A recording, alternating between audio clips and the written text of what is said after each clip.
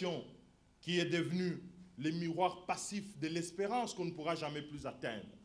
Parce qu'aujourd'hui, quand on parle aux Congolais, il faut leur donner l'espérance sur l'avenir.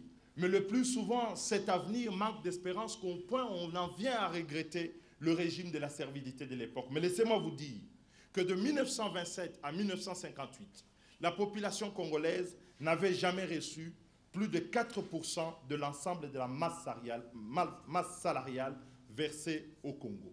Donc l'essentiel était versé aux expatriés. C'était donc une société de misère et cela ne peut pas constituer l'horizon souhaitable pour les Congolais.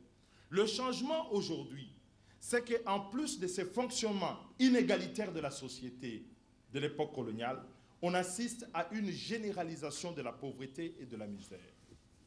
Aujourd'hui, 7 Congolais sur 10 sont pauvres. Et les 3 qui échappent à la pauvreté courent les risques de 90% de retomber dans la pauvreté. Cette pauvreté entretenue rend corvéable la population, la rend disponible à obéir sans réfléchir. Ainsi, au lieu de ce que celui qui ne travaille pas ne mange pas, pour encourager la responsabilité individuelle et collective, nous avons créé une société où celui qui n'obéit pas ne mange pas. En plus de la pauvreté, les inégalités sont trop fortes de nos jours. Une minorité accumule des richesses superflues pendant que la majorité croule dans la misère.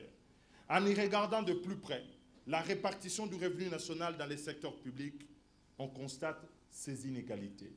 Les 4% dont je vous ai parlé continuent toujours à exister aujourd'hui. On peut se poser la question pourquoi. La répartition des moyens de production, le contrôle de la terre se font toujours sur la même base inégalitaire. Ce qui est